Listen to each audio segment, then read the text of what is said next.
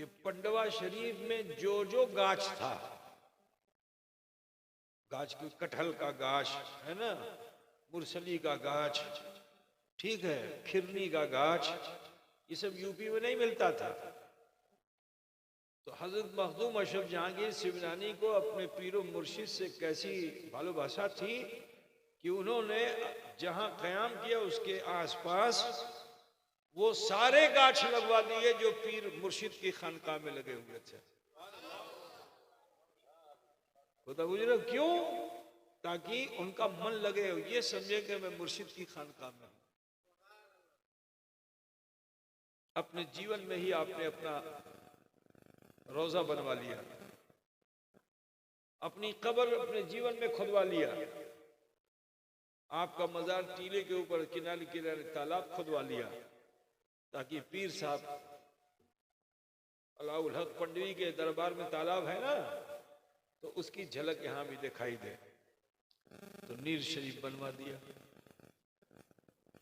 अब जब कब्र बन गई तो आपने फिर जीवन में ही जीवित रह करके कब्र मध्य गलन और चिल्ला कर ले, चिल्ला बुझते कि नहीं है वो आजकल वो वाला चिल्ला नहीं है, मालूम हुआ साहब ले के लोटा थाली घूम रहा है इधर से उधर, है ना, वाला नहीं। और कब्र में आपने जाकर के चिल्ला किया और फिर 2 किताब भी लिखी, एक अपने घर वालों के लिए, एक मुरीदों के लिए, ठीक है। जब किताब लिख रहे थे, लिख चुके, तो कब्र ही में निदा आई कि ए अशरफ, अल्लाह की तरफ से निदा आई कि ए अशरफ, मैंने तुम्हारे मुरीदों की तकदीर पर माफी का कलम चला दिया।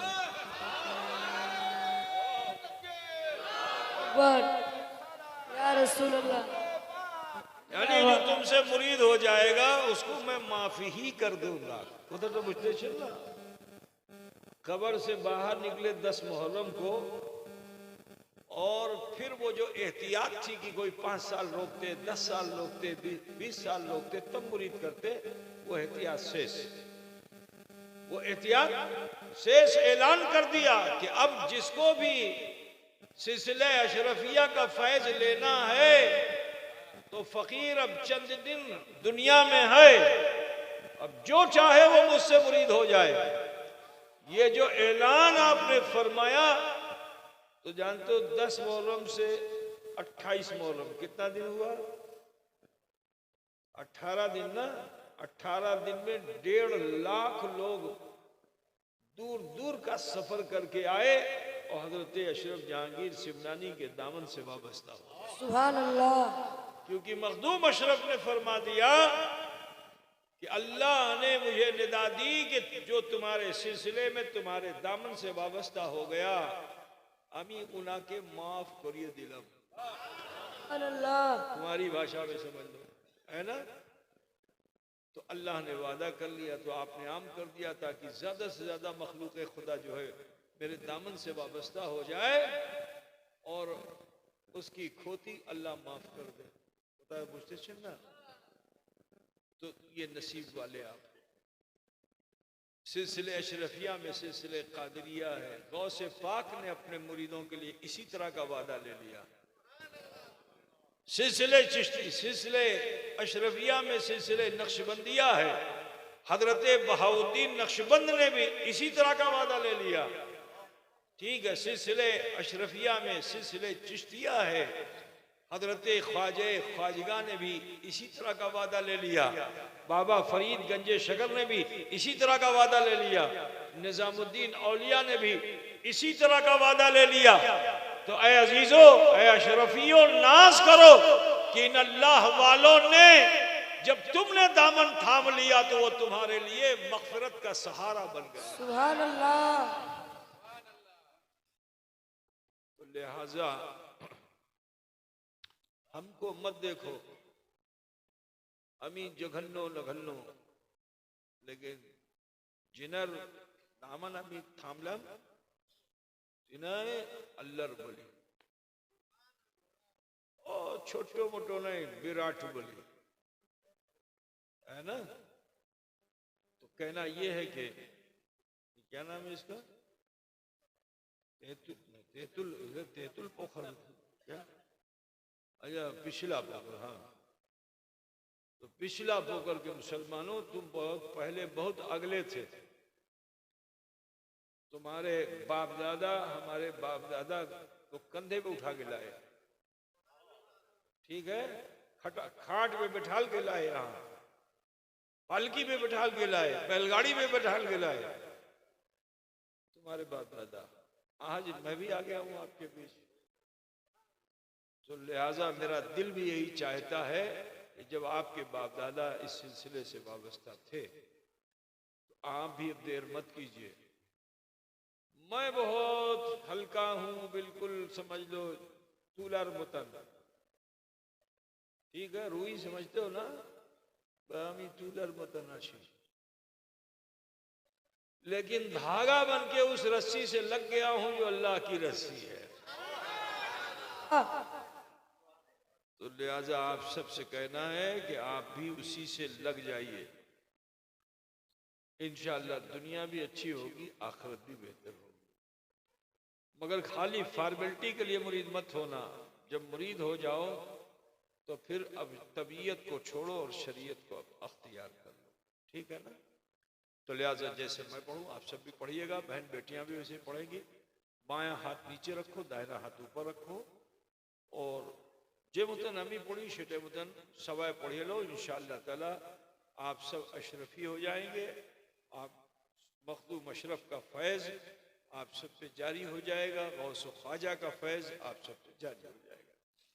पढ़ें बिस्मिल्लाहिर्रहमानिर्रहीम, ला इलाहा इल्लल्लाह मुहम्मदुर रसूलुल्लाह, अल्लाह ही माबूद है, मुहम्मदुर रसूलुल्लाह सल्लल्लाहु अलैहि वसल्लम अल्लाह के सच्चे रसूल हैं। अस्तगफिरुल्लाह रब्बी मिन कुल्लि ज़म्बिन व अतूबु इलैह, ऐ अल्लाह तेरी बारगाह में सच्चे दिल से सब छोटे बड़े गुनाहों से हम तौबा करते हैं और हम मुरीद होते हैं सिलसिले आलिया कादरिया अशरफिया में, तालिब होते हैं सिलसिले आलिया चिश्तिया निज़ामिया अशरफिया में। ऊपर हाथ तेरे बंदे सैयद जलालुद्दीन अशरफ अशरफी जिलानी के, जिनका सिलसिला दर्जा बदर्जा सिलसिला ब सिलसिला होता हुआ हुजूर गौसुल आलम महबूब यज़दानी मीर सैयद अशरफ जहांगीर सिमनानी रहमतुल्लाह अलैह तक पहुँचता है। उनका सिलसिला दर्जा बदर्जा सिलसिला ब सिलसिला होते हुए हुजूर सैयद आलम नूर मुजस्सम अहमद मुश्तबा मोहम्मद मुस्तफ़ा सल्लल्लाहु अलैहि वसल्लम तक पहुँचता है। या अल्लाह हमारी तौबा को इन्हीं नेक बंदों के वसीले से कबूल फरमा और हमारा हश्र इन्हीं के साथ फरमाना। आमीन आमीन आमीन। देखिए अल्लाह का बड़ा फजल उसका एहसान है कि हमने कलमा शरीफ पढ़ा, इस्तिग़फ़ार किया। बिल्कुल इस वक्त आप ऐसे हो चुके हो जैसे माँ के पेट से पैदा होने वाला बच्चा होता है। मुरीद हो गए उस सिलसिले अशरफिया में। अब बुराई की तरफ मत रहना, नमाज से गाफिल मत होना, शरीयत के पाबंद रहना, झूठ मत बोलना और हलाल रोजी हासिल करना, ठीक है ना। सच बोलना और हलाल रोजी हासिल करना, ये छोटी सी दावत आपको दी गई पीर साहब की तरफ से, अगर इसको आप अपने मन में जगह देकर जीवन व्यतीत करेंगे तो इंशाअल्लाह ताला फिर शैतान आपको पथभ्रष्ट नहीं कर पाएगा, और इंशाअल्लाह दुनिया भी आपकी अच्छी होगी, आखिरत भी बेहतर होगी। কিছু শুনবেন কি বন্ধ করে দিই? কি বাবা শুনবেন? কত মানুষ শুনবেন না? হাত তুলে বলো না। देख देख रहे हैं, जब बंगला नहीं समझते हो तो तुम हिंदी क्या समझोगे?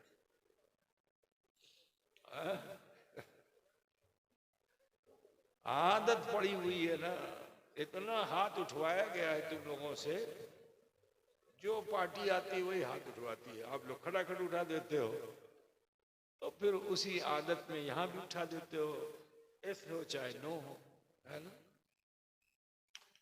बहरहाल ज्यादा देर आपका नहीं लूंगा, समय बहुत हो चुका है ना। एक दो वाकया बयान करके वक्तव्य शेष कर देंगे, ठीक है? कि बेशी सुनबें? अल्पो की बेशी? अब पेट भरा हुआ है तो बेशी खाबे तो की हो गए? तो मौलाना ने इतना खिला पिला दिया कि बिल्कुल सब टाइट हो चुके हो, अब यदि और खावे तो की हो गए? बोलो। इसलिए ग़िज़ा उतनी ही ली जाएगी जो आपके जिस्म को तवाना कर सके। रूह की भी ग़िज़ा इतनी ही ली जाए जिससे आपकी रूह तवाना हो सके, ठीक? तो ज़्यादा देर की बात नहीं है, बस अल्लाह करे कि हमें आप सबको हिदायत की परवरदिगार तौफीक अता फरमाए। नहमदु व नसल्ली अला रसूलिहिल करीम, अम्मा बाद, औज़ु बिल्लाहि मिनश शैतानिर रजीम, बिस्मिल्लाहिर रहमानिर रहीम। या अय्युहल्लज़ीना आमनू तूबू इलल्लाहि तौबतन नसूहा, सदक़ल्लाहु मौलाना अज़ीम व बल्लगना रसूलुहुन नबीयुल उम्मीयुल करीम व नहनु अला ज़ालिका लमिनश शाहिदीन वश्शाकिरीन वल्हम्दुलिल्लाहि रब्बिल आलमीन। बारगाह रिसालत में आप सल्लल्लाहु अलैहि वसल्लम में झूमकर हदिये दुरूद पाक पेश फरमा ले। अल्लाहुम्मा सल्ले अला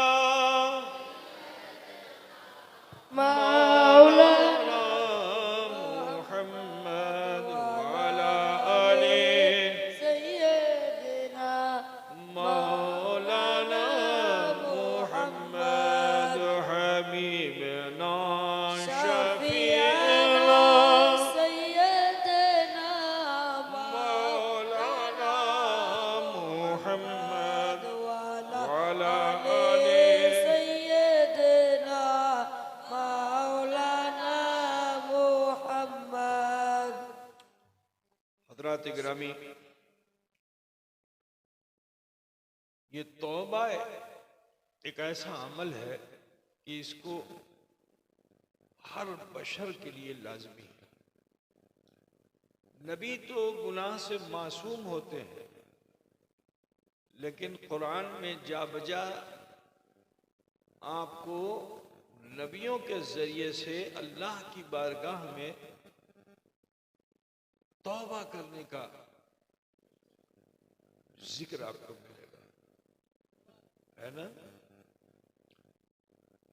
कि कोई नबी आए वो कहे कि रब्बना ज़लमना अनफुसना, अल्लाह हमने अपने नफ्स पर जुल्म किया, व इल्लम तग़फिर लना व तरहमना, लेकिन तू तो वो है कि जो हमारी मग़फ़िरत फरमाने वाला है, हमारी खोती को माफ करने वाला है, व तरहमना, और तू हम पे रहम फरमाने वाला है ना।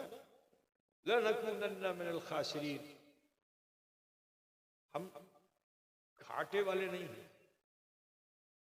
इंसान देखो, इंसानों में वो कि जो नबी वो अल्लाह की बारगाह में आजिज़ी और इनकिसारी पेश कर रहे हैं जिनसे गुनाह हो ही नहीं सकता। तो बुझते सुनना, नबी दुआ मांगते हैं क्या? रब्बना आतिना फिद दुनिया हसनतन व फिल आखिरति हसनतन व क़िना अज़ाबन्नार। जहन्नम में नबी जा ही नहीं सकता। लेकिन अल्लाह से क्या दुआ करते हैं कि रब्बना आतिना फिद दुनिया हसना, अल्लाह तो हमें अच्छी दुनिया, हसन दुनिया अता फरमा, ठीक है, और हसन आखिरत अता फरमा, वक़िना अज़ाबन्नार, और हमें जहन्नम की आग से बचा। कौन बोल रहा है? नबी बोल रहे हैं, जिनसे गुनाह हो ही नहीं सकता है। क्यों? क्योंकि अल्लाह ताला तुम्हारी मस्जिद बनाने के तस्करे को नहीं सुनना चाहता दुनिया में। कि दुनिया में तुमने क्या भालो काज किया, उसकी गिनती मत करो कि अमी मदरसा बनालाम, अमी मस्जिद बनालाम, अमी खानका बनालाम, अमी कुआं खोदलाम, अमी दान करलाम, अमी यतीमेर सहारा बनलाम। इटा करो, करते ही होगे, लेकिन इसका जिक्र दुनिया में करोगे तो सारी नेकी बेकार हो जाएगी। ठीक है, नेकी कर दरिया में डाल, बुजुर्गों ने क्या कहा? नेकी कर दरिया में डाल, नेकी का चर्चा मत करो। यहां तुम्हारी क्या खोती है उसका चर्चा करो। अल्लाह की बारगाह में की तुम्हें भूल करलन, की तुम्हें खोती करलन, ठीक है, उसका चर्चा करो। ये अभी जिस सिलसिले में तुम दाखिल हुए, हजरत मखदूम सुल्तान सैयद अशरफ जहांगीर सिमनानी, इनको क्या पड़ी थी कि ये जमाने की खाक छाने। इनके बाप दादा ने इनकी इतनी बड़ी प्रॉपर्टी बना दी थी, सल्तनत थी, हुकूमत थी, सब कुछ था, लेकिन सिर्फ अल्लाह को राजी करने के लिए, अल्लाह को मनाने के लिए सब कुछ छोड़ दिया। अल्लाह का भय लेकर के अपना शहर छोड़ दिया, अपनी आबादी छोड़ दी। और कुरान पाक में आया कि सीरू फिल अर्द, जमीन की सैर करो।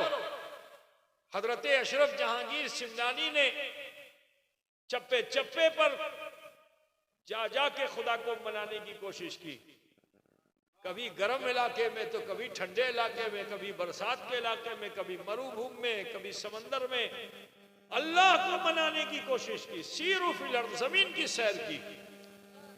तो जानते हो अल्लाह का कुरान में यह भी फरमान है कि जब बंदे जमीन की सैर करते हैं और वो बंदे दूसरी जगह पे आयते करीमा यह है कि अल्लाह की रहमत को तलाश करते हैं, तो देर नहीं लगती है, अल्लाह उनसे रहमतों की बारिश से नहला देता है। समझ रहे हो? वो मखदूम अशरफ जरा सोचो कि जिनके पैदा होने से 700 साल पहले जनाबे मोहम्मदुर रसूलुल्लाह सल्लल्लाहु अलैहि वसल्लम ने बशारत दे दी थी। सुनबेन की बात, सुनबेन मखदूम अशरफ के लिए हुजूर ने क्या बशारत दी, अमी बोलबो सुनबेन आपनारा। तो आपने सुना होगा कि जब रसूल पाक सल्लल्लाहु अलैहि वसल्लम ने इस्लाम का प्रचार प्रसार किया, वो काफिर और मुशरिक के जो हुजूर को पहले मानते थे, लेकिन जब ला इलाहा इल्लल्लाह मोहम्मद रसूलुल्लाह की दावत दे दी तो दुश्मन हो गए, मुखालिफ हो गए। और फिर मक्के के लोगों ने ये कहा, क्योंकि उनको भी ये मालूम था कि नबी जो होता है मौजज़ा दिखाता है, नबी से मौजज़ा होता है, तो उन्होंने क्या कहा था कि जुदी तुम्ही नबी आछेन तो जो चंद्रमा है, चंद्रमा उसको जुदी तुम्ही फाड़े देवें तारपुरे हमी मानबू भी अपनी नबी। ठीक है, अगर आप चांद के 2 टुकड़े कर देंगे तो हम मानेंगे कि आप नबी हैं। तो हजरते रसूल रहमत ने इंतजार नहीं किया, और नबियों से भी उनकी उम्मत ने मांगा था, तो और नबियों ने तो इंतजार किया था, अल्लाह से पूछा था कि अल्लाह की कोरी ना, है ना। मूसा से अल्लाह फरमाए असा जमीन पे डाल दो, अजगर हो जाएगा, पानी पे डाल दो, रास्ता हो जाएगा, चट्टान पे मार दो, पानी निकल आएगा। ठीक है ना, लेकिन पूछ पूछ के नबी करते हैं। लेकिन मेरे रसूल को अल्लाह ने मोहताज नहीं बनाया, ऐसा मुख्तार और मालिक बनाया कि आला हजरत फाजिल बरेलवी हुजूर की 40 साल जिंदगी नहीं, बचपन का जिक्र करते हैं। हदीस पाक का मफहूम अपने शेर में पेश करते हैं कि चांद झुक जाता जिधर, उंगली उठाते महद में, क्या इशारों पर ही चलता था खिलौना। सुभान अल्लाह। जिसके बचपन का ये आलम, तो उसके बचपन का आलम क्या होगा, है ना। बचपन में उंगली ये मुतन करें तो चांद ये मुतन, उंगली ये मुतन करें तो चांद वो मुतन, कभी ये दिग वो दिग, नबी के इशारे पे चंद्रो, और नबी झूले में छुट्टो। क्या बोलते हैं बच्चे लोगों को झूला में डालते हैं, क्या बोलते हैं तुम्हारे वहां? अब इशारा ना करो, मुख से बोलो, दुल्हना। अच्छा, जो भी बोलते हैं समझ गए ना तुम लोग, हमको तुम ही लोगों को समझाना है। सुनो,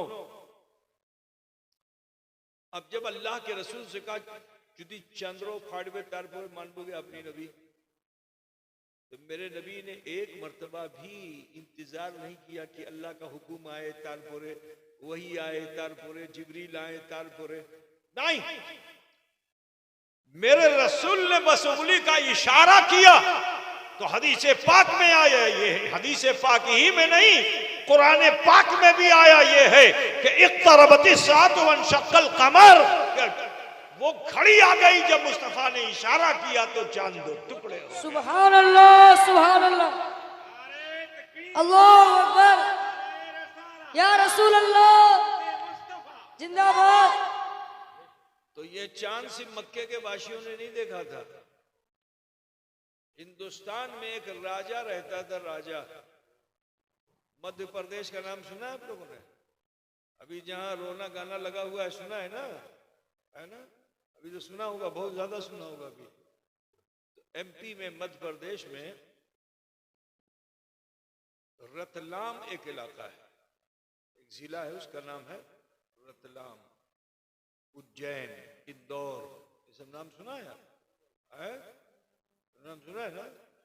इसी के आसपास के जिले से है। फिर इधर आपके क्या कहते हैं, धार है, जिला धार है, ठीक है, खरगोन है, बड़वानी है, ये सब जिले हैं सब। तो वहां का राजा था, उसका नाम था राजा भोज। की नाम छिलो? राजा भोज। अब राजा भोज ने रात्रि बेला देखा कि ये 14वीं का चांद, 14वीं के चांद को आप क्या, पूर्णिमा, पूर्णिमा चांद, है ना, पूर्णिमा चांद केनो भेंगे गेलो, बेटा भेंगे गेलो। अब उसको बहुत चिंता हुई, जल्दी से तो उसने अपने वहां एक इमरजेंसी बेल लगा रखी थी कि जब वो रस्सी खींच ली जाती थी तो पूरे जितने जिम्मेदार होते, जहां उनके घर पे, उनके ऑफिस में, हर जगह वो बेल बजने लगती थी। अब वो घंटा हर तरफ बजने लगा तो लोग भाग भाग के रात में राजा के पास आए। जब सब जमा हो गए तो उसने दिखाया, पंडित जी भी आ गए, ठीक है, और वजीर भी आ गए, अमीर भी आ गए, सब जब जमा हो गए, तुम्हें किचु देखते इटा की, इटा আমার आंखेर चोखेर धोखा कि যেটা আমি देखी সেটা सत्य। बांग्ला ठीक हो रही है हमारी कि नहीं भाई? तो सबने कहा चंद्रो फटे गेलो, चंद्रो फटे गेलो, भेंगे गेलो, केनो एवतन हुलो। तब उसी राजा ने पंडित जी लोगों को बुलाया, पंडित जी देखो ये किताब में लिखा हुआ है कि नबी आखिर ज़मा आएंगे जिनकी माँ का नाम आमिना होगा, जिनके बाप का नाम अब्दुल्ला होगा, और जिनका अजीम शान मौजज़ा ये होगा कि उनके इशारे से चांद दो टुकड़े हो। सुभान अल्लाह। और वो अरब की सरजमीन पे मरुभूमि में पैदा होगा। पंडित जी लोगों बताओ अब क्या किया जाए? चांद तो भेगे गेलो, इसका मतलब है कि आमिना का लाल आ चुका है। अब पंडित जी लोगों को चिंता होने लगी कि अगर उधर चले गए तो हमारा भोग जाएगा, हमारी बरही जाएगी, तो हमारी तिरही जाएगी, सब चली जाएगी। राजा से जो इनाम और इकराम मिल रहा है सब शेष हो जाएगा। और राजा ने ऑर्डर कर दिया कि सब के सब लोग अरब चलो, और चल करके उनके दामन से हम लोग वाबस्ता हो जाते हैं। तो पंडित जी लोगों को, आचार्य लोगों को बहुत चिंता हो गई कि কি হবে যদি ওখানে চলে যাব, কি হবে, আমার টাকা পয়সা সম্পূর্ণ কিছু আমি পাবো না। तो उन्होंने लगाया कहा राजा यदि सबाई जावे तो छोटो बच्चा भी होवे, मैं भी होवे, छेले भी बूढ़ा होगा, बच्चा होगा, जवान होगा, यदि सबे जावे तो एखने नहीं मक्का दूर आछे मरे जावे, मरे जावे, बूढ़ा मरेगा, बच्चा मरेगा। तो ऐसा कीजिए पहले तहकीक कर लीजिए, जीटा हम लोगों ने देखा वो सही के सही नहीं, किसी को भेज दिया जाए। तो राजा ने अपने वजीर को, उनका नाम था रतन सिंह, उनको जो है भेजा। और वो ताजिर भी थे, वो कपड़े की तिजारत भी करते थे, अरब आना जाना उनका रहता था, रास्ता भी से भी वाकिफ थे रतन सिंह। उन्हीं को डिप्यूट कर दिया कि आप जाओ। अब रतन सिंह जो है चलते चलते चलते चलते मक्का आए। तो ये हुजूर का वो आखिरी जमाना था कि जिसमें रसूल पाक हज करने के लिए आए थे मक्के में। अब जो मक्के में हज करने के लिए हुजूर तशरीफ लाए थे, रतन सिंह हिंदी जो वहां पहुंचे तो देखते क्या है कि कुछ लोग काबे का तवाफ कर रहे हैं। तो उनके लिए तो कोई नतून बात छिलो ना, क्योंकि यहाँ परिक्रमा के आदि 1 कोस की परिक्रमा, 2 कोस की परिक्रमा, 14 कोस की परिक्रमा है ना। परिक्रमा समझ रहे हो ना तुम लोग, चक्कर लगाते हैं सब। तो यहाँ तो आमतौर से कोई इलाहाबाद में जाके लगाता है, तो कोई फैजाबाद में जाके लगाता है, कोई कहीं लगाता है। परिक्रमा के आदि कोई मंदिर ही के चारों तरफ लगाता है, कोई पेड़ ही के चारों तरफ लगाता है। तो वो उनको कोई खास बात नहीं लगी। लेकिन एक तरफ जो नजर पड़ी तो देखा क्या कि ऊंट पे कोई हसीन पैकर बैठा हुआ है, जिसकी सुंदरता ऐसी है कि सूरज भी उनके कदमों से रोशनी की भीख मांग रहा। सुभान अल्लाह। उनके हुस्न जमाल का आलम यह था कि सूर्यो भी निसार था चरणों में। करीब पहुंचे तो अल्लाह के रसूल की नजर उन पे जो पड़ी, तो आपने अरबी जुबान में उनको नहीं बुलाया, संस्कृत भाषा में बुलाया। रतन सिंह हिंदी से संस्कृत में कहा आओ। अब जो संस्कृत बोले रसूल पाक, तो वो हैरत करने लगा कि ये अरब का इंसान और ये मेरी भाषा को मुझसे अच्छा बोल रहा है। हो ना हो यही वो रसूल कायनात हैं, खातिमुल अंबिया हैं, कि जिनके ताल्लुक से बताया यह गया कि वो दुनिया की सारी भाषाओं को जानने वाले हैं। तो अब कोई इंतजार नहीं किया, झट से गए, चरणों को थाम लिया और कलमा पढ़ लिया, ला इलाहा इल्लल्लाह मुहम्मद रसूलुल्लाह अशहदु अल्ला इलाहा इल्लल्लाह अशहदु अन्ना मुहम्मदन अब्दुहु व रसूलुहु। इस्लाम ले आए। अब जो इस्लाम लाए तो चरणों से हुजूर ने उठाया और उनको इज्जत से बिठाया। तो रतन सिंह हिंदी जो थे थैला लेके गए थे, उसमें कुछ तोहफा था। तो यहाँ तो जो लोग जजमान होते हैं पंडित जी के, तो वो जब तक दान दक्षिणा नहीं करते उस वक्त तक उनको सुकून मिलता नहीं। देखा कि नहीं देखा? तो अब उन्होंने निकाला तोहफा। और अरब के समाज में लेन देन का मामला नहीं था, चीन झपट का मामला था। वहां तोहफा लेने देने का मामला नहीं था। वहां तो इसके हाथ में तो छीन लो, उसके हाथ में तो छीन लो, उसकी जमीन गसब कर लो, उसको लूट लो। ये अरब का माहौल था। और मेरे नबी उनको तहजीब दे रहे थे कि देखो, तोहफा दो और तोहफा लो।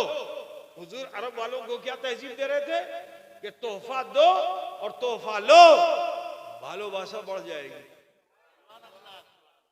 भालोबासा बेसी हो गए, इजा करो, तोहफा दो भी तोहफा लो भी, ठीक है ना।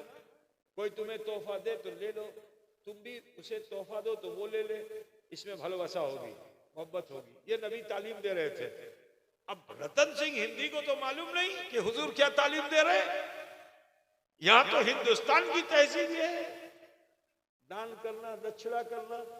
निकाला उन्होंने तोहफा और हुजूर की बारगाह में पेश कर दिया नजराना। अब जो हुजूर की बारगाह में नजराना पेश किया तो मेरे नबी इतना खुश हुए कि अरबी मेरी बात नहीं समझ सका, ये अजमी मेरी बात समझ गया, इसने मुझे तोहफा दिया। बड़े खुश हुए और फरमाते हैं रसूल पाक, नाम रख दिया था अब्दुल्ला। फरमाया अब्दुल्ला तुम्ही की चाहते छेन, जीटा तुम्ही आज के मांगवेन सीटा আমি দিয়ে দেব। सुभान आज के तुम्हें जीटा मांगवेन सीटा আমি দিব। तो हम लोग होते पिछला भोकर अगला भोकर और नंदू भोकर का तो खड़ा घट टका में से मांगते हो, है ना, माल पानी मांगते, खेत जायदाद मांगते। लेकिन हजरते बाबा रतन हिंदी जो थे, उन्होंने रसूलुल्लाह की बारगाह में अर्जी लगाई, या रसूलुल्लाह যখন আমি আমার मर्जी का আমি मांगबो, ठीक है, যদি सूर्यो मांगबो, सूर्यो যদি আমি আমার मर्जीर सूर्यो मांगबो, সেটা আপনার চরণের ধুলা আছে। अरे कुछ ठीक हो रहा है कि नहीं हो रहा है? बना बना के पेश कर रहे हैं आपको, है ना। সেটা আপনার চরণের ধুলা হবে।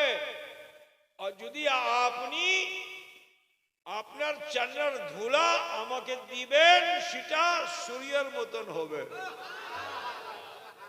ঠিক। कहा या रसूल अल्लाह, अगर मैं सूरज मांगू तो वो तो आपके कदमों की धूल है, लेकिन अगर आप मुझे अपने कदमों का एक जर्रा दे दें तो मेरे लिए मिसले आफताब है। तो हुजूर बहुत खुश हुए, और जब बहुत खुश हुए तो फरमाते हैं कि तुम भारत के रहने वाले इंडिया के हिंदी हो, और जो हिंदी लोग होते हैं वो जीवन चाहते हैं कि लंबा जीवन मिले, मरना नहीं चाहता, है ना। यहाँ का भगवान भी नहीं मरना चाहता, बुझ रहे हो नहीं। अमृत का प्याला पीने की तमन्ना रखता है कि अमृत बनाऊं और पी लूं ताकि मौत आए ही नहीं, मैं अमृत हो जाऊं, है ना। लेकिन मौत तो सबके लिए, अगवान हो चाहे भगवान हो, मौत तो सबके लिए, है ना। तो अमृत का प्याला पीने वाला भी बचता नहीं है, उसे भी मौत आती है। लेकिन हिंदुस्तान की तहजीब यह है कि यहाँ का आदमी अगर कब्र में पैर लटकाए हुए है तो वो भी मरना नहीं चाहता।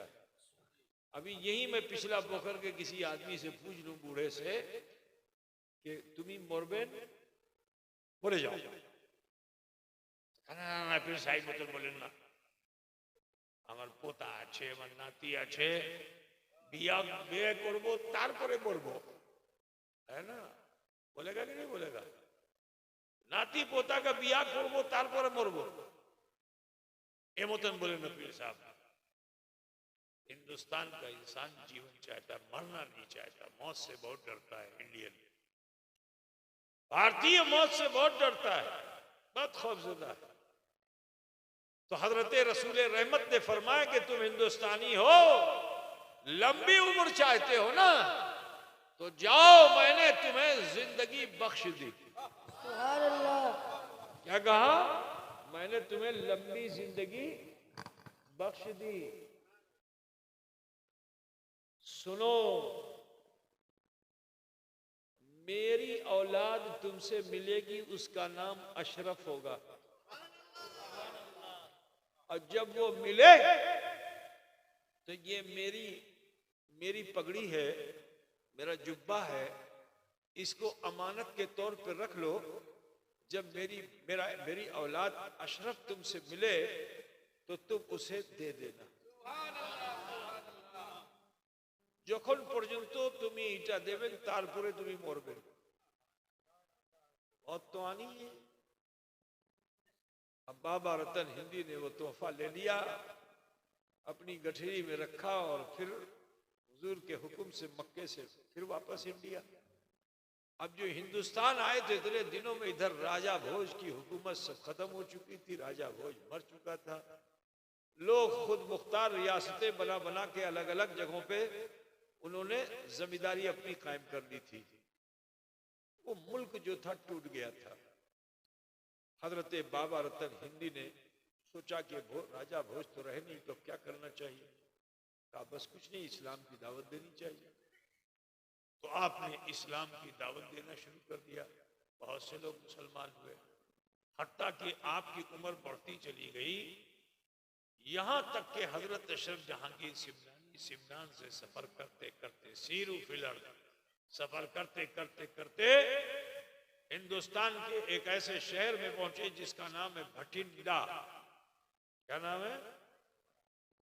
पंजाब में हरियाणा के बॉर्डर पे उसका नाम आज भी वो शहर है भटिंडा।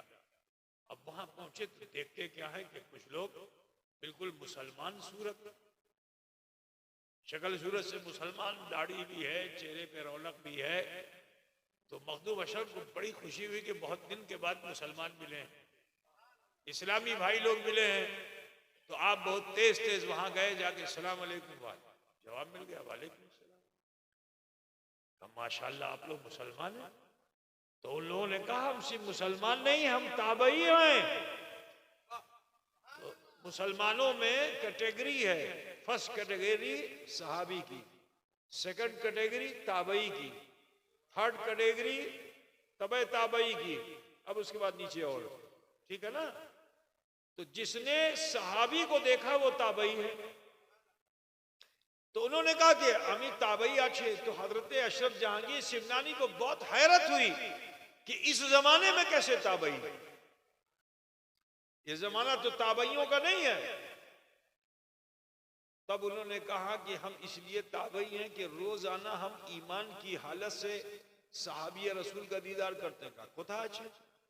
तो वो इतने बूढ़े हो चुके थे कि उनको रुई के गाले में लपेट करके और बांस का क्या बोलते हैं उसको, जिसमें जैसे तुम लोग मट्टी उठाते हो, वो बनाते ना गोल गोल, हमने यहाँ देखा है इधर डाली। तो डाली तो गहरी होती है, वो एक ऐसे सीधा है, क्या बोलते हैं उसको। अब जो भी समझ गए ना, यही देखा हमने, यहाँ देखा है बंगाल में हमने, उसको बांस का बनाता है, छींका उसको हमारे वहां कहते हैं, ठीक है। उसी छींके में उनको रख करके जैसे शिखर होता है ऐसे उनको टांग देते थे गाछ में। जहां शाम हो जाती थी और रात वहां गुजारते थे, फिर आगे चल देते थे। कहां है? कहिए उतारो।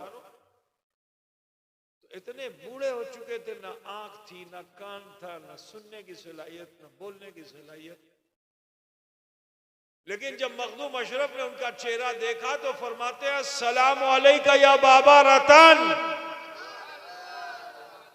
तो हजरत बाबा रतन ने अपनी गर्दन झुकाई और पलकों के पपोटे उठे तो देखते क्या हैं कि एक मोहनी सूरत वाला मेरी निगाहों के सामने है, जिसकी सूरत जनाबे मोहम्मदुर रसूलुल्लाह से मिलती है। छीन लिया का वालेकुम सलाम या अशरफ जहांगीर। अरे मैं आप ही का तो इंतजार कर रहा था, इसीलिए तो मुझे मौत नहीं आ रही थी। आपकी अमानत मेरे पास है। वो अमामा दिया, वो जुब्बा दिया और फरमाया कि देखो आपकी छवि, आपके चेहरे पे मुझे रसूलुल्लाह का जलवा नजर आता है। आप रसूल पाक की छवि नजर आते हैं। मेरा मन बेताब है, बस ऐसा कीजिए कीजिए, जो पगड़ी मैंने दिया है इसे अपने सर पे रख लीजिए, ये जो जुब्बा दिया इसे पहन लीजिए, ताकि मैं मुस्तफा जाने रहमत सल्लल्लाहु अलैहि वसल्लम की जो यादें बसाए बैठा हुआ था उसकी कुछ झलकियां आपके जिस्म अतहर से देख लूं। अजीजान गिरामी, मखदूम अशरफ ने लिबास पहना, सर पे पगड़ी बांधी। अब जो सर पे पगड़ी बांधी, लिबास पहना, तो हजरत बाबा रतन पर एक कैफियत तारी हो गई, क्योंकि आले नबी में नबी के जलवे जो नजर आने लगे तो हाथों को पकड़ा और कहा, ए आले नबी औलादे अली, मुझे कलमा पढ़ा दीजिए, ताकि कल मैदान महशर जब पहुंचूं, अल्लाह का सामना करूं, तो सिर्फ एक गवाह नहीं, दो गवाह को पेश करूं, यानी नबी को भी गवाह पेश करूं और आले नबी को भी गवाह पेश करूं।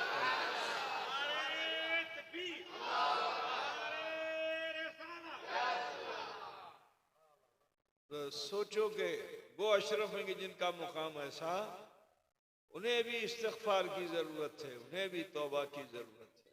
पता बुझते चलना बिरादरान मिल्लत इस्लामिया, बात को अब ज्यादा नहीं आगे बढ़ाना है, बस इतना बताना है कि देखो तौबा की अहमियत को समझो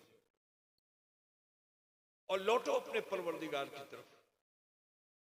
ये जिंदगी ज्यादा दिन की नहीं है, लेकिन जो इंसान अल्लाह से डर जाता है, तौबा कर लेता है, अल्लाह से माफी मांग लेता है अपने जीवन में, तो अल्लाह तबारक व तआला उसके जीवन के बहुत से गुनाहों को माफ फरमा देता है। रसूल कायनात सल्लल्लाहु अलैहि वसल्लम इरशाद फरमाते हैं कि अत्ताइबु मिन ज़म्बि कमल्ला ज़म्ब लह, गुनाहों से तौबा करने वाला इंसान ऐसा हो जाता है गोया उसने कोई गुनाह किया ही नहीं, इतना पाक और साफ हो जाता है। आओ मैं तुम्हें बताना चाहता हूं, तौबा की अहमियत को समझ लो बस, कि हजरत मूसा अलैहिस्सलाम के जमाने में एक इंसान बड़ा जालिम और जाबिर था, ठीक है, बड़ा जालिम और जाबिर इंसान था।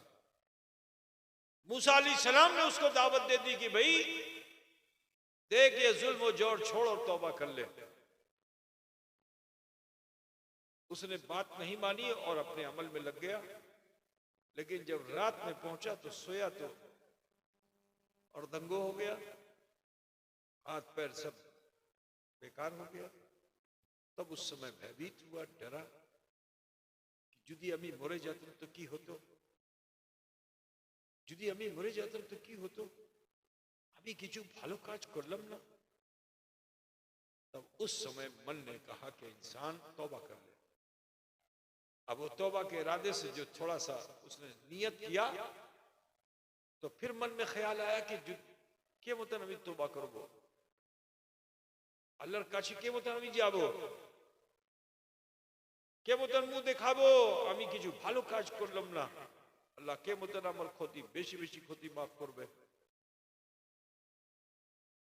तो फिर दिल में एक ख्याल ये पैदा हुआ कि मुझे तौबा का ढंग नहीं मालूम, लेकिन जिस मूसा ने मुझे तौबा की तरफ आवादा किया, डराया, उसे तो मालूम है ना कि अल्लाह कैसे राजी होता है। तो चलो उसी के पास चलते हैं।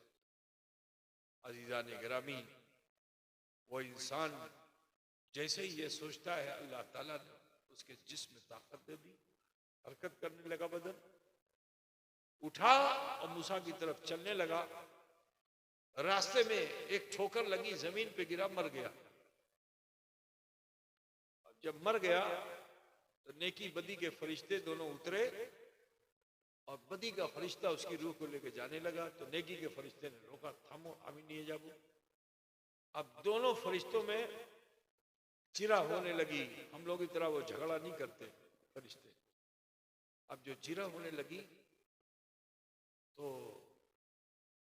अल्लाह ने तीसरे फरिश्ते को भेजा कि फरिश्ते जाओ और जा करके उन दोनों फरिश्तों से कह दो कि इसकी जमीन नापी कर ले। अगर मरने वाला मूसा की तरफ करीब है तो नेकी का फरिश्ता ले जाएगा, अगर मरने वाले का घर करीब है तो बदी का फरिश्ता ले जाएगा। अब जो नापी की गई तो अल्लाह ने जमीन को सिमटने का हुक्म दे दिया अब जमीन जो सिमट गई तो उसका एक पग जो था वो मूसा की तरफ ज्यादा था। हातिफे गैबी ने निदा दी कि ए फरिश्तों, मेरी रहमत ये गवारा नहीं करती कि मेरा कोई बंदा अपना एक कदम नेकी के राह पर डाल दे और मैं उस पर अपना अजाब नाजिल करूं। नहीं, उसके एक कदम के बदले मैंने जीवन भर के गुनाहों को माफ कर। तो अजीजो, तौबा वो चीज है, तौबा वो चीज है मेरे अजीज। इंसान जब तौबा करता है तो तौबा का असर उसकी आंखों पे आता है। तो हदीस शरीफ में आया ये है कि जब इंसान तौबा करता है तो उसकी पलकों के, ये जो पलक है इसको क्या बोलते हैं आप लोग? चोखर पाता। अच्छा, चोखर पाता। ये चोखर पाता जो होता है, जब आंसू इसमें आएगा, आंसू को क्या कहते हो आप लोग? अश्रु, अश्रु है ना। जब ये आता है तो पहले ये पूरे पलक को तर करता है, तब ढलकता है। यहां से गिरेगा, यहां से गिरेगा, ऐसे तो होता है ना। मेरे नबी क्या फरमाते हैं कि जब बंदा तौबा करता है और अल्लाह से डर करके उसकी आंख में आंसू आता है तो ये जो चोखर पाता है ये पूरी तरह से तर भी नहीं हो पाता, इससे पहले अल्लाह ताला उसके जीवन भर के गुनाहों को माफ फरमा देता है। मुसलमानों, तौबा की अहमियत को समझो। आप जब तौबा करते हो तो अल्लाह तुम पे इतना मेहरबान होता है, इतना मेहरबान होता है। सुनो, मैं एक हदीस का मफहूम और आपके सामने रख दूं कि हम सब को मौत आएगी, अल्लाह फिर हमें उठाएगा, क़यामत आएगी, हमें अल्लाह फिर उठाएगा और फिर अल्लाह ताला मीज़ान कायम करेगा और उस मीज़ान पे हमारे अमाल तोले जाएंगे। तो उस वक्त का भय ऐसा होगा कि नबी तो मासूम अनिल खता है ना, उनसे कोई गुनाह नहीं हुआ, लेकिन अल्लाह की किबरियाई का खौफ ऐसा होगा कि वो भी कांप रहे होंगे, अंबिया भी लरज रहे होंगे, कांप रहे होंगे, डरे हुए होंगे। और उनकी कौम जब उनके पास जाएगी कि हमारी माफी करा लीजिए तो इतना भयभीत होंगे कि वो कहेंगे इज़हबू इला गैरी, जाओ किसी और के पास, मैं तो अपने हाल में हूं, जाओ किसी और के पास, मैं तो अपने हाल में हूं। एक वाहिद जात है, खातिमुल अंबिया अहमद मुश्तबा मोहम्मद मुस्तफ़ा सल्लल्लाहु अलैहि वसल्लम की, कि जो मैदान महशर में अल्लाह की तरफ से आपको एजाज दिया जाएगा, लिवाउल हम्द आपको मिलेगा और आप वहां से निदा दे रहे होंगे, लोग इधर उधर भाग रहे होंगे और नबी क्या फरमा रहे हैं? अना लहा, आओ मैं तुम्हारे लिए, अमी तुम्हार जन्नो, अमी तुम्हार जन्नो, अमी तुम्हार जन्नो। वो मैदान महशर कि जहां हुजूर की शफात से हम बख्शे जाएंगे, अल्लाह के रसूल अपने गुनहगार उम्मतियों की शफात फरमाएंगे और जिसकी शफात में रसूल फरमा देंगे, चाहे जितना बुरा इंसान हो अल्लाह उसे माफ फरमा देगा। पता बुझ रहे हो ना। लेकिन सुनो, एक जमात ऐसी होगी कि जिसने जीवन में कोई नेकी नहीं की सिवाय जुल्म के, सितम के, बुराइयों के, खताओं के, तो उस जमात को हुजूर जब देखेंगे तो हुजूर को भी लज्जा आ जाएगी, हुजूर लज्जित हो जाएंगे। अल्लाह के रसूल सल्लल्लाहु अलैहि वसल्लम का चेहरा मुज़बहिल हो जाएगा, आपकी आंख में आंसू आ जाएगा और शर्म से हुजूर अपनी गर्दन झुका लेंगे। सोचो मुसलमानों, अपनी उम्मत में कुछ ऐसे बुरे लोग होंगे कि जिनको देख के रसूल वहां शर्मिंदा होंगे। तो जब इस हाल में रसूलुल्लाह होंगे तो फरिश्ता देखेगा हुजूर के चेहरे को, जैसे हम लोग कोई परेशानी हो तो हमारा चेहरा उतर जाता है ना, तो पूछते रहे लोग कि होलो, কেন তুমি উদাস আছেন, বলতে কি नहीं बोलते, है ना? तो फरिश्ता नबी से अर्ज करेगा, या रसूल अल्लाह, आप जितना शादा फरहा आपको आज हमने पाया, कभी ना पाया। जितना आपको हमने प्रफुल्लित पाया, खुश पाया, इतना कभी नहीं पाया। ये अचानक क्या हो गया कि आपका चेहरा मुज़महिल हो गया? तो हुजूर लज्जापति हैं और हया आ जाएगी, रसूल पाक को अपनी गर्दन और झुका लेंगे, जवाब कुछ नहीं देंगे, लेकिन आंख से आंसू की धारा बह रही होगी। तो फरिश्ते अर्ज करेंगे, या रसूल अल्लाह, यदि आपने हुक्म दें तो আমি আল্লাহর কাছে যাব, আমি আল্লাহ की बारगाह में আমি अर्जी করব, যদি আপনি आदेश दें त्यार करें। हुजूर सल्लल्लाहु अलैहि वसल्लम किसी का एहसान लेना नहीं चाहते। अल्लाह के रसूल खामोश होंगे, फरिश्ते हुजूर की खामोशी को गोयाई समझकर अल्लाह की बारगाह में हाजिर होंगे। अर्श के पाए को थाम करके अल्लाह को निदा करेंगे कि अल्लाह, अपनी रहमत हमारी तरफ मुल्तफित फरमा दे, ए परवरदिगारा, अपनी रहमत हमारी तरफ मुल्तफित फरमा दे, हम भी तुझसे कुछ मांगने के लिए हाजिर हुए हैं। तो अल्लाह की रहमत उन फरिश्तों की तरफ मुतवज्जे होगी। इरशाद बारी ताला होगा कि ए फरिश्तों, बताओ तुम्हारी क्या हाजत है, तुम्हें की चाहते छे? तो वो फरिश्ते अर्ज करेंगे, अल्लाह, तेरे हुक्म पर हमने क़याम किया, तेरे हुक्म पे हमने रुकू किया, तेरे हुक्म पे हम सजदे में थे। अल्लाह, तूने हमको हुक्म दिया था कि दुनिया में जाओ मेरे उन गुनहगार बंदों के पास कि जिन्हें अपने गुनाहों का एहसास हो गया है, जो अपनी खोती को मानकर मेरी तरफ लौट आए हैं और मुझसे माफी मांग रहे हैं। उनकी आंखों में खौफ का आंसू आ गया है, उसे माटी में मिलने मत देना, नूर के प्याले में जमा कर लेना। अल्लाह, क़यामत तक हम यही अमल करते रहे। आपके उन बंदों को के आंसुओं को हमने नूर के प्याले में जमा कर लिए। अल्लाह, आज हम उसी प्याले को लेकर तेरी बारगाह में हाजिर हैं, इसी को वसीला बनाते हैं। अल्लाह, तूने इन आंसुओं के बदले दुनिया में उन गुनहगार बंदों को माफ कर दिया जो तेरी तरफ लौट करके तुझसे माफी मांग रहे थे। लेकिन अल्लाह, जिसे तू सजा दे रहा है, ये उन्हीं बंदों के अजीज और अकारीब हैं, ये उन्हीं के रिश्तेदार हैं। कोई भाई है तो कोई बंधु है, तो कोई बीवी है, तो कोई बेटा है। अल्लाह, ये उन्हीं के रिश्तेदार है जिसको तूने दुनिया में माफ कर दिया है। ते परवरदिगारा, इन आंसुओं के वसीले इन गुनहगार बंदों को माफ कर दे। तो जानते हो, रहमते हक बहाना भी जोयब, इरशाद बारी ताला होगा कि ए फरिश्ते अजाब, मेरी रहमत ये गवारा नहीं करती कि मेरा कोई बंदा दुनिया में मेरी तरफ रुजू करके मुझसे माफी मांगे और मैं उसके गुनाह को दुनिया में बख्श दूं और उसके आंसू मेरी बारगाह में वसीले के तौर पर पेश किए जाएं और मैं उसे ठुकरा दूं। नहीं नहीं, इन आंसुओं के बदले मैंने इन तमाम गुनहगार बंदों को माफ फरमा। बुझते ना? तो मुसलमानों, तौबा करो, तौबा की अहमियत को समझो, डरो अपने रब से। उम्र खेलों में बहुत गुजार दिया, अब तो एहसास कर लो मुसलमानों, अब तो लौट आओ। आज देख रहे हो कि पूरी दुनिया के अंदर मुसलमान जलील ख्वार हो रहा है, इसलिए क्योंकि हमने अपना जीवन, अपने जीवन की शैली को नहीं बदला। हमने ईसाई को देखा तो उसका रंग, यहूदी को देखा तो उसका रंग, हिंदू को देखा तो उसका रंग, जैनी को देखा तो उसका रंग। बाजार में जो नजर आ जाए हम उसका रंग अपना लेते हैं।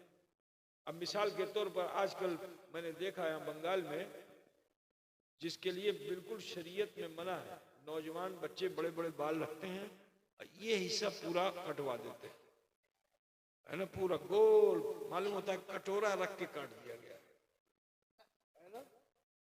ये बिल्कुल नाजायज है, लेकिन ये आम तो बिल्कुल नाजायज है, मना है, हदीस शरीफ में उसको मना है।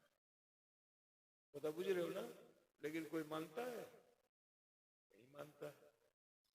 तो दुनियादारी को अपनाने में हम चाहे हमारा मजाक कोई उड़ाए, ठीक है, कुछ जगह तो ऐसी है वो अपना बाल ऐसा डाई करा लेते हैं, ऐसा लगता है कि जैसे वो आ गया, मोर आ गया है, समझ रहे हो ना? ऐसे कुछ ऐसा लगता है कि बिल्कुल जैसे वो क्या कहते हैं उसको, वो ऊंचा ऊंचा उठा उठा के रखते हैं, क्या बोलते हैं, सिंगर बोलते इधर उधर उधर उधर निकला हुआ। अब बोलता उससे इंसान सुंदर लगेगा, दूसरों को देख रहा है वो समझता हम भी करेंगे।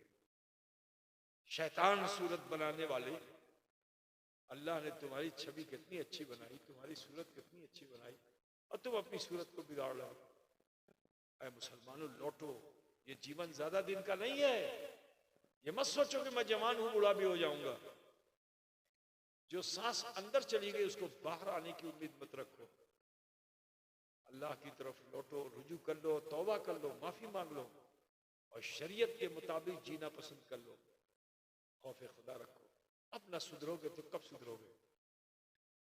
खास जमीन चली गई, जायदाद चली गई, ठीक है, इल्म चला गया, अमल चला गया, ये सब तुम्हारे बाप दादाओं के पास था।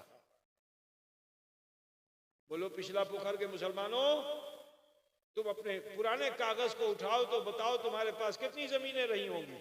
आज है? मकानात थे, जमीन थी, खेती बाड़ी थी, इज्जत थी, बेकार था, सब था। आज कुछ है? आज तुमने मकान तो जरूर पुख्ता बना लिया, तुम्हारे बाप दादा छोटे छोटे मकानात पे रहते थे लेकिन इज्जतदार थे, है ना? उनको मियाँ साहब लोग कहते थे, समझ रहे ना? चौधरी साहब उनको लोग कहते थे, न जाने कौन कौन साहब लोग साहब कह के पुकारते थे। तुमको कोई साहब करके पुकारता है? बोलो। तुम्हारे बाप दादाओं को तो इज्जत मिली थी। आज अफसोस है कि हमारे पास कुछ नहीं है, फिर भी हम नहीं सुधर रहे हैं। ऐ मुसलमानों लौट आओ, खौफ खुदा पैदा करो, डरो अपने रब से। मस्जिद बना रहे हो, मस्जिद की छत लगा रहे हो, तो इस मस्जिद को आबाद भी करना। अल्लाह से डरो और पंजगाना नमाजें बाजमात मस्जिद में अदा करने लगो। बहन बेटियों को चाहिए कि वो अपने घरों में छुप कर मुसल्ले बिछाएं, नमाजें पढ़ें, ताकि तुम्हारा वो बच्चा कि जो हाथ पैर से चलता है उसको क्या बोलते हैं? खम्मा गुड़ी, क्या हम्मा गुड़ी? अच्छा हम्मा गुड़ी समझ गए ना? वो तुम्हें ढूंढता हुआ उस मुसल्ले के पास आए जहां तुम खड़ी हो नमाज के लिए। तो माँ से बच्चा बहुत मोहब्बत करता है। माँ को खड़ा देखेगा तो माँ का आंचल पकड़ करके पहली बार जब वो खड़ा होगा तो दुनिया में नहीं खड़ा होगा, इसी दुनिया में रहकर खुदा की बारगाह में खड़ा होगा। तो माँ अगर मुसल्ले पे खड़ी हो और पहली मर्तबा बच्चा आए माँ का आंचल पकड़ के खड़ा हो, तो बोलो वो माँ की नकल कर रहा है कि नहीं कर रहा है? माँ खुदा के हुजूर हाजिर है। वो नन्हा सा बच्चा जिसने अपने कदम को संभाला वो भी खुदा के हुजूर हाजिर है। तुम झुक गई तो वो भी झुक गया, तुम सजदे में चली गई तो वो भी सजदे में चला गया। अगर ऐसा कल्चर हमारे घर में हो जाए तो बोलो फिर ये बच्चा जब जवान होगा तो उसका बाल होगा ऐसा? बोलो उसकी शक्ल सूरत होगी जैसी आज है जवानों की? नहीं होगी। फिर उसके चेहरे पे अल्लाह का नूर आ जाएगा। उसके चेहरे पे जब अल्लाह का नूर आ जाएगा तो मेरे अजीज, आज जो लोग तुम्हारे ऊपर मुसलसल तुम्हें जलील करने के लिए आमादा हैं, तुम्हारी हस्ती को मिटाने के लिए आमादा हैं, वो नूर वाले बच्चे जब सामने आएंगे ना तो वो कुफ्फार और मुशरिकीन भयभीत होंगे। हो सकता है कि पढ़ ले कलमे ला इलाहा इल्लल्लाह। मैं बम की फैक्ट्री बनाने की दावत नहीं देता। रसूलुल्लाह ने जो हमें दम दिया है, इस दम को अगर बना लोगे तो तुम्हारा दम भी अच्छा हो जाएगा, तुम्हारा खम भी अच्छा हो जाएगा। अपने दम खम को दुरुस्त कर लो, शरीयत के मुताबिक आ जाओ, अल्लाह का खौफ पैदा कर लो।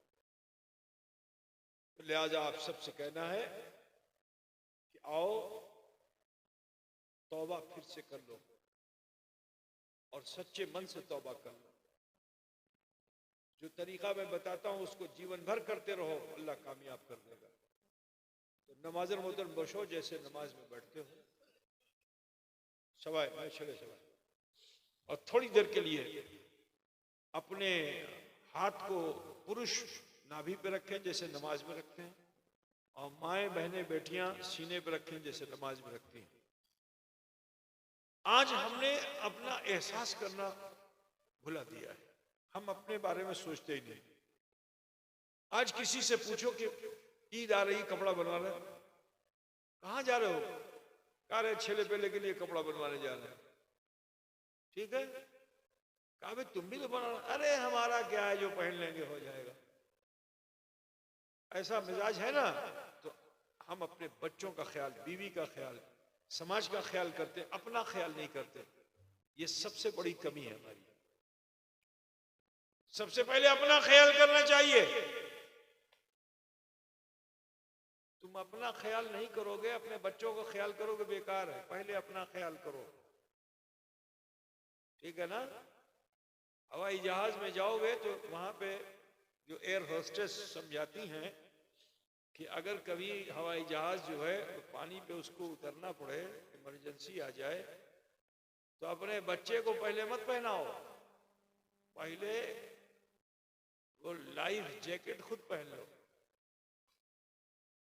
मालूम क्या हुआ कि बचाओ पहले अपना जरूरी है।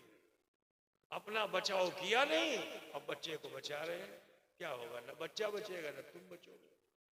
कुरान पाक में भी आया, कू अनफुसकुम अहलीकुम नारा, कि अपने आप को भी बचाओ, अपने अहलो अयाल को भी बचाओ जहन्नम की आग से। अल्लाह ताला ने नहीं फरमाया कि अपने अहलो अयाल को ही जहन्नम की आग से, कहा कू अनफुसकुम अहलीकुम नारा, कि अपने आप को भी बचाओ, अपने अहलो अयाल को भी बचाओ जहन्नम की आग से। ठीक है, ये इमरजेंसी पीरियड है, बिल्कुल क़यामत बहुत करीब आ गई है, बिल्कुल इमरजेंसी पीरियड है। अब दुनिया के दूसरे समाजी तमाम ख्यालात को निकाल के पहले अपनी तरफ ध्यान दो। अपने को, अपना बचाव बहुत जरूरी है। जब तुम बचोगे तो दो को बचा ही सकते हो, लेकिन जब तुम भी नहीं बचोगे तो हो सकता है कि दो चार को लेके डूबो। हम तो डूबेंगे सनम, तुमको भी ले डूबेंगे। ये उर्दू भाषा में बोला जाता है कि हम तो डूबेंगे सनम, तुमको भी ले डूबेंगे। डूबने वाला अगर पकड़ ले बचाने वाले को, तो बचाने वाला नहीं बच सकता, मर जाएगा। बचाने वाला अगर डूबने वाले को पकड़ेगा, चुटकी में बचा लेगा। तो पूछते हैं तुम लोग तो तालाब वाले हो ना, कोई आदमी जाए डूब रहा हो, उसको बचाने के लिए जाओ और वो तुमको ऐसे छान ले, तो अगर उसने तुम्हारी कमर हाथ को पकड़ लिया तो तुम बच पाओगे? और उसके बाद इतनी ताकत आ जाएगी